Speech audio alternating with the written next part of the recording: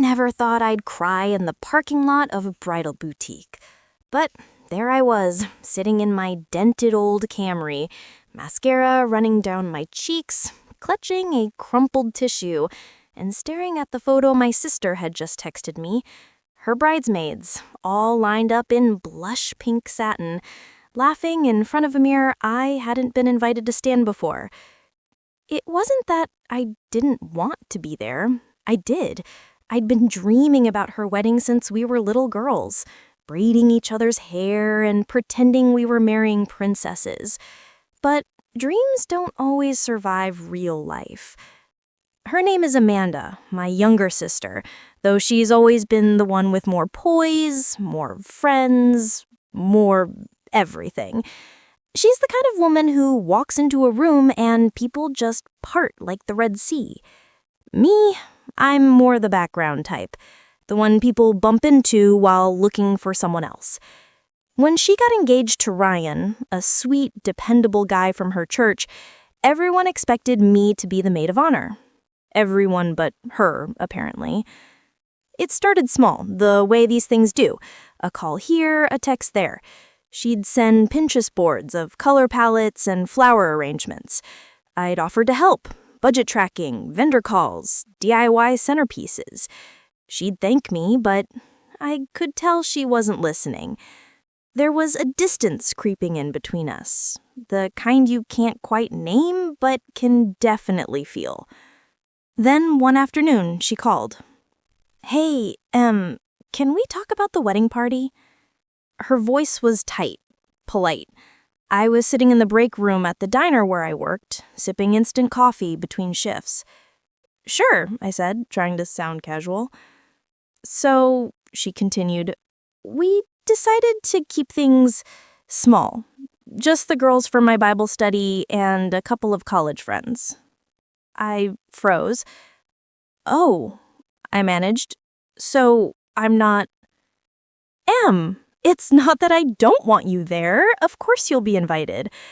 It's just the dresses, the bachelorette trip, the bridal shower. It all adds up. I know things are tight for you right now, and I didn't want you to feel pressured." There it was. That careful tone people use when they think they're being kind while twisting the knife. "I could have figured something out," I whispered, voice breaking before I could stop it.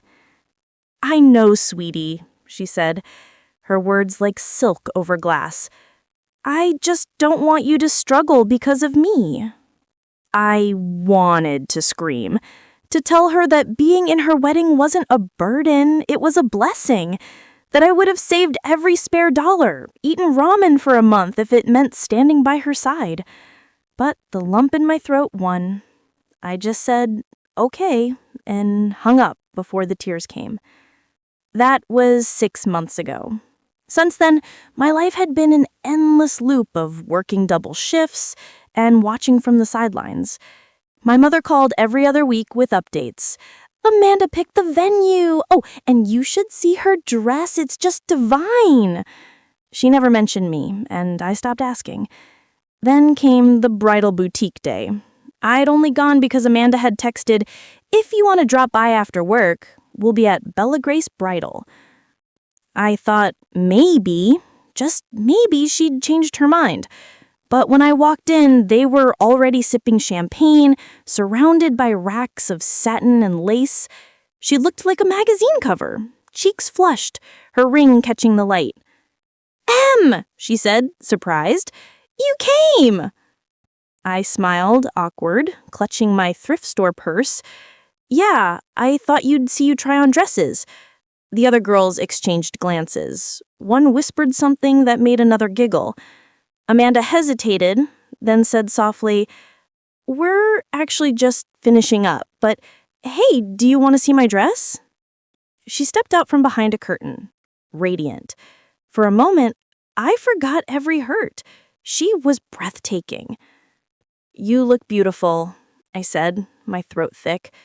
Her eyes softened. "Thanks, sis." But then the sales clerk came over, chattering about alterations and bridesmaids' fittings, and Amanda's face changed. That polite smile again. "Oh, could you grab a picture for us?" And just like that, I was the photographer. When I left, they didn't notice. Now, sitting in my car, I scrolled through the photos. Every face beamed with joy except mine, the ghost behind the camera. That night I couldn't sleep. I kept hearing her voice. "I didn't want you to feel pressured." The words stung, not because they weren't true, but because they were soaked in pity.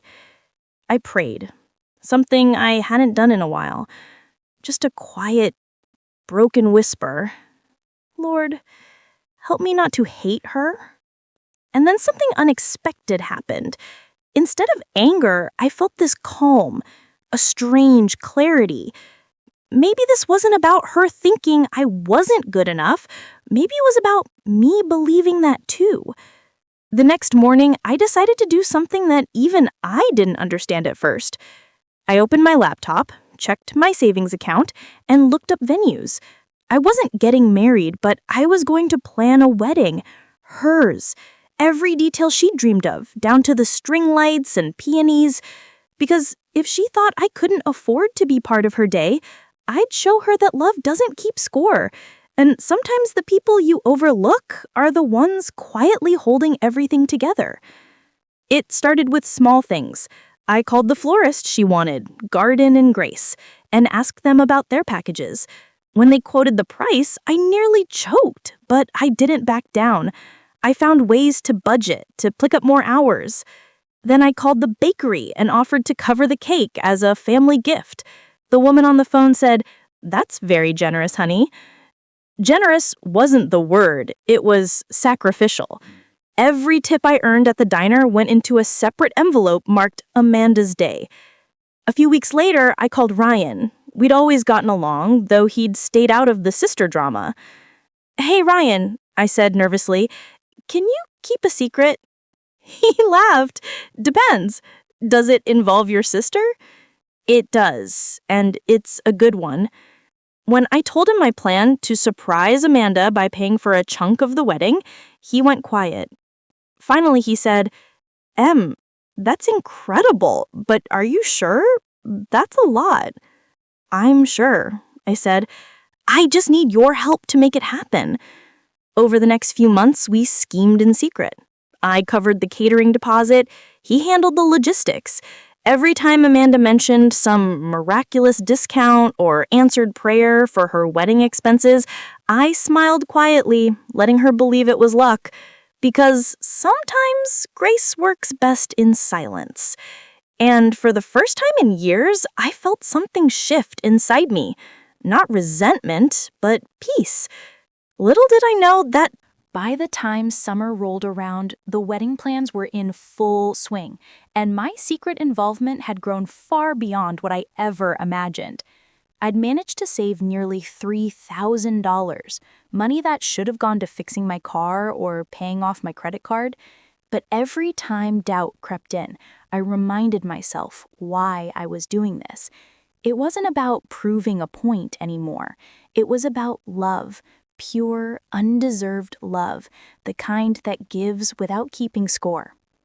Still, I'd be lying if I said it didn't hurt sometimes.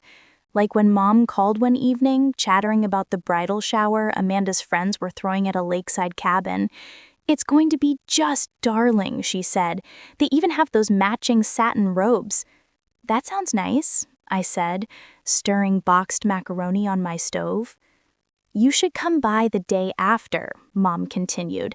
"Help me with a few last-minute things for the reception." So I did. I showed up at my parents' house the next morning, the table covered in floral arrangements and party favors. Mom looked exhausted, but happy. "Can you help tie these ribbons?" she asked, handing me a box of tags labeled, "Thank you for sharing our day." As we worked, she sighed softly. "You know, I wish you and Amanda talked more. You girls used to be so close." I swallowed hard. "We're fine, Mom." She glanced at me. "Are you sure? I think she misses you." I didn't respond. The truth was, I missed her too. but sometimes love looks like distance. Later that afternoon, as I was leaving, I saw Amanda's car pulling into the driveway. My first instinct was to keep walking, but something stopped me. She stepped out, looking radiant, even in jeans and a messy bun. "Hey," she said, surprised. "Hey," I echoed. We stood there awkwardly for a moment. "I didn't know you were coming by," she said. "Mom asked for help." "Oh." She hesitated, then smiled faintly. "Well, thanks for helping. Everything's been kind of overwhelming." "Weddings usually are," I said, forcing a smile. She nodded. "Yeah, but it's coming together. She paused, studying me. "You doing okay?" It was such a simple question, but it cracked something open inside me. "Yeah," I said quietly. "I'm okay." She smiled, a little sadly. "Good. I didn't want things to be weird between us." "They're not," I lied. And then she hugged me, quick, light, but real. "I love you, Em. I love you too." When she drove away, I sat in my car for a long time, letting the tears fall. That tiny hug made it all worth it. A few weeks later, I was at the diner when Ryan walked in. He slid into a corner booth, glancing around like he was hiding state secrets. "He's got news," he said. "The final payments are due next week. Everything's locked in." "Good," I said, exhaling. "How's she holding up?" "She's stressed," he said with a chuckle. "Keeps worrying about the budget. I told her God would provide, and, well, he did. Through you." I smiled. "Don't tell her that yet. I want it to be a surprise." He grinned.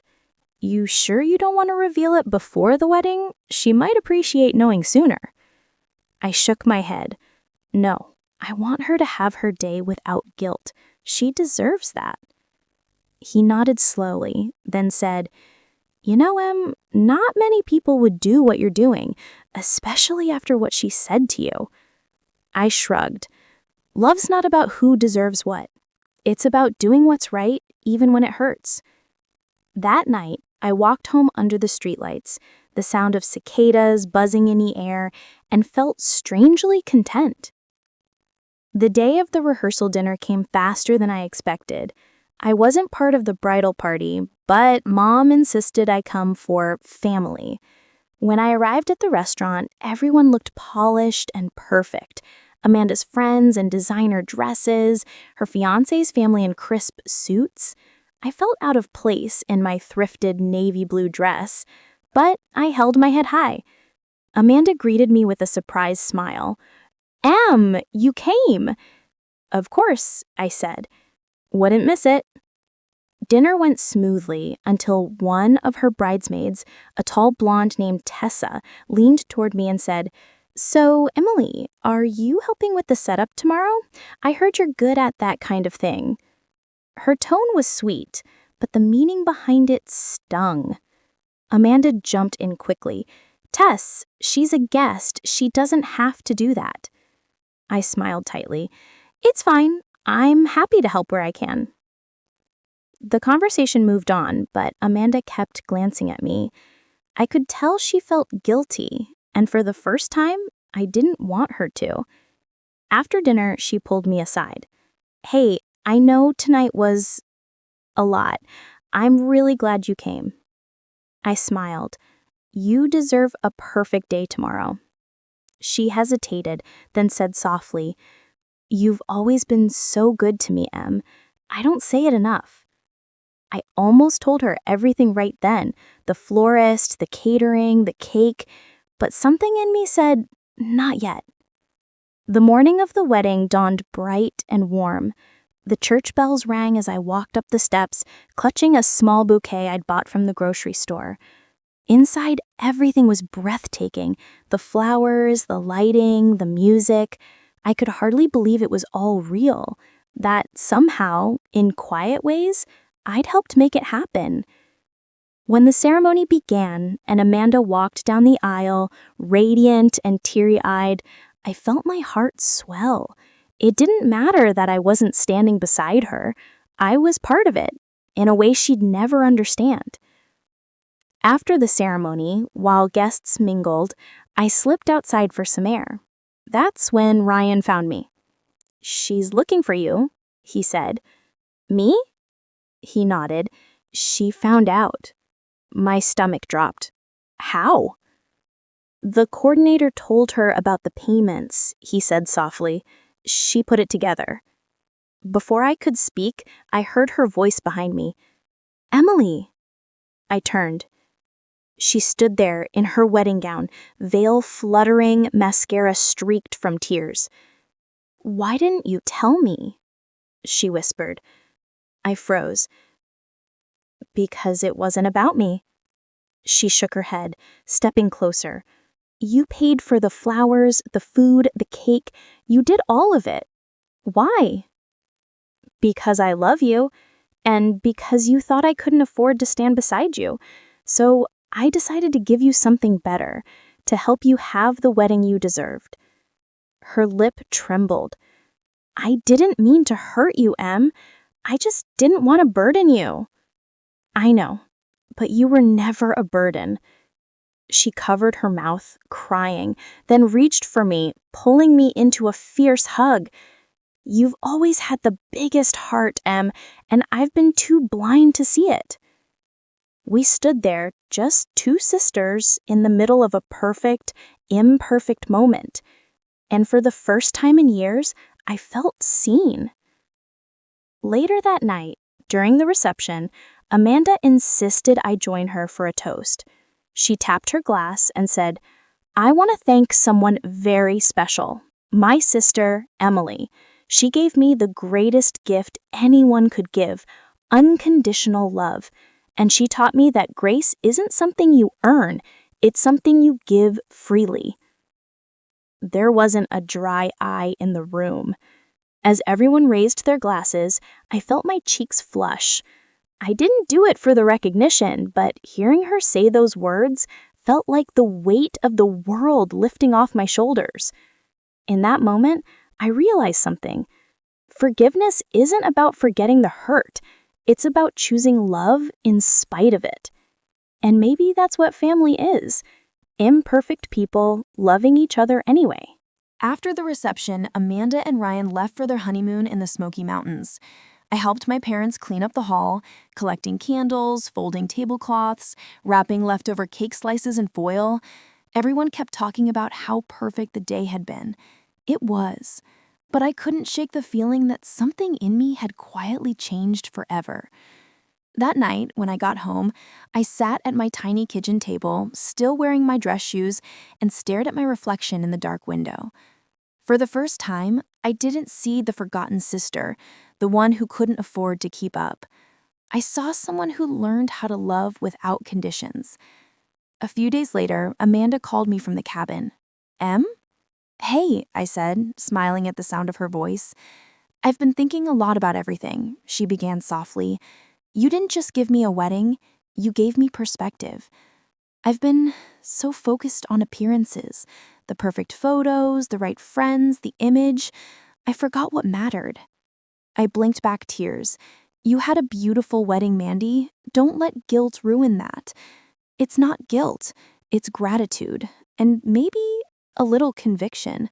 I've spent years treating you like you were less because of what you didn't have, when the truth is, you've always been richer than I am." I laughed through tears. "I wouldn't go that far." "No, I mean it," she insisted. "You've got this quiet strength. I've been chasing perfection, but you've been living grace." Her words hit deeper than she knew. When we hung up, I sat there for a while, my heart full. Maybe, finally, we were finding our way back to each other. The months that followed were slow and sweet. Amanda and I started meeting for coffee every Sunday after church. She'd bring her new husband sometimes, and we'd talk about everything: recipes, family, faith. The wounds between us weren't gone, but they were healing. One afternoon, while we were sitting outside the cafe, she reached across the table. She said. You know, I've been thinking a lot. Ryan and I want to start something, a business, and we want you involved. Me? I laughed. Amanda, I'm a waitress with a side hustle in saving receipts. What could I possibly add to a business? She smiled. Heart and hard work. You've got more of both than anyone I know.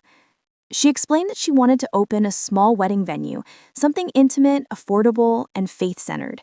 You remember the old Mason farm on Cedar Road? They're selling it. We've been praying about it, and it feels right. I sat there stunned. Amanda, that's huge. You're serious? Dead serious. She said, we'll handle the down payment. You'd be our manager, our creative brain. You know how to make beauty out of little things. I felt tears rising. For years, she'd treated me like someone to pity. Now she was seeing me as a partner. Why me? I asked quietly. Because you believed in me when I didn't deserve it, she said simply. You helped me build my wedding. Now help me build something bigger. 2 years later, the Mason farm was ours. The transformation wasn't easy. The barn was half collapsed, the roof leaked, and the grounds were overgrown. But we rolled up our sleeves, Amanda in her stylish boots, me in my old sneakers, and worked side by side. Ryan handled the construction while I managed the design. Soft string lights, reclaimed wood tables, wildflower gardens. We called it Gracewood Estate. Our first booking came from a nervous couple named Chloe and Daniel, who'd almost canceled their wedding because of costs. When they told us their budget, Amanda glanced at me, then said, "We'll make it work." I caught her eye and smiled, because that's what love does. It makes room even when it costs you. The grand opening night was magical. Fairy lights twinkled against the old barnwood and the smell of roses drifted through the air. Amanda gave a speech, her voice trembling as she said, "A few years ago, my sister taught me that grace is love with no strings attached. Tonight we open this place in that same spirit." The crowd applauded, and I felt warmth spread through me. Quiet, holy, complete. After everyone left, Amanda and I sat on the porch steps, listening to the crickets. You know, she said softly, I still think about that day at the boutique. I smiled sadly. So do I. She was so caught up in the surface. I thought love was about matching dresses and perfect photos. I nodded, and I thought proving myself meant spending money I didn't have. Turns out we were both wrong. She leaned her head on my shoulder. You really did buy my wedding, didn't you? I laughed softly. Guess I did. Well, she said with a grin, looks like you bought a business too. We both laughed then, real, deep laughter that comes from healed places. A year later, Gracewood Estate was fully booked. Couples came from across the state, drawn by its warmth, its authenticity. And every time a bride stepped on that property nervous and teary-eyed, Amanda would whisper to her, "Don't worry. This place was built from love." One evening, after another beautiful ceremony, Amanda turned to me. She said, you remember what you told me that day outside the church? That love doesn't keep score? Yeah? Well, you were right, and I think it's my turn to give back. She handed me an envelope. Inside was a check, enough to pay off my student loans and then some. Amanda, no. She stopped me with a smile. It's not repayment. It's partnership. You gave me my dream once, now let me invest in yours. Tears blurred my vision.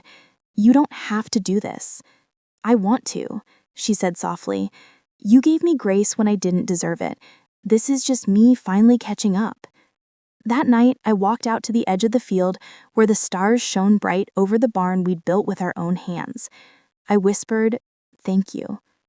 Not just for the business or the money, but for the redemption, the restoration, the quiet miracle that turned old wounds into new beginnings. Because sometimes the story doesn't end in the hurt, it ends in the healing. Amanda once said I couldn't afford to be in her wedding. She was right in a way. I couldn't afford it, but I gave everything anyway. And what I got in return wasn't just a seat at her wedding. It was a seat at the table of grace.